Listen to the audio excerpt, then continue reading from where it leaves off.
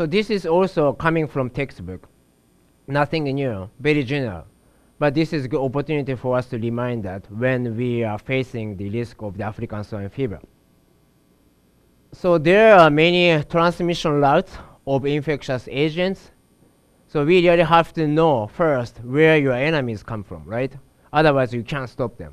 If they come nowhere, then you wouldn't know when and how they get into your farm.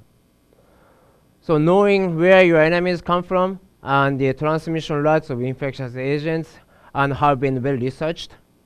And there are two categories in terms of transmission routes of infectious agents in pig production. And one is the direct transmission, which is including live animals, which are pigs in our case. For example, gilts, or a new introduction of pigs, or weaned pigs to the finishing farm, and semen. And there's another category that we call indirect transmission, which including anything but direct transmission.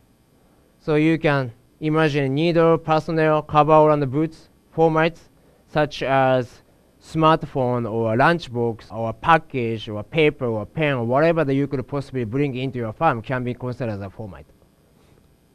Transport truck, trailers, and carcass disposal and birds, insects, manure processing, water, air, feed, you can name it. The list goes on.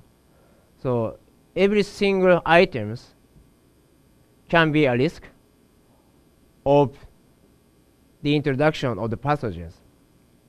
And when it comes to African swine fever, we know that African swine fever virus can survive in the meat product even though they are processed for a long time.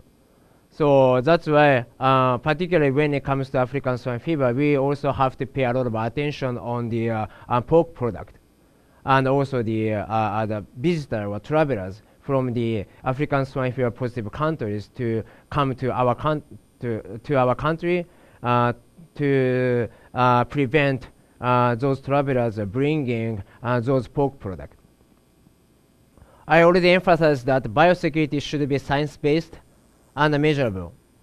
This is just one of the examples that shows the importance of the measurement of the biosecurity.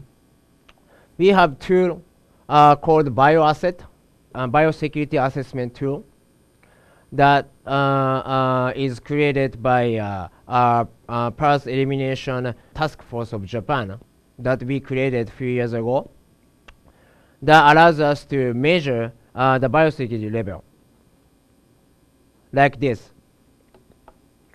I'm not expecting to read this because this is all written in Japanese, but this tool, I don't know if you may be familiar with, in the United States there's a tool called PADRAP, which has the same concept, and we created the same concept to adapt better to the pig production in Japan, because pig production in the United States is not necessarily the same as what we have in Japan.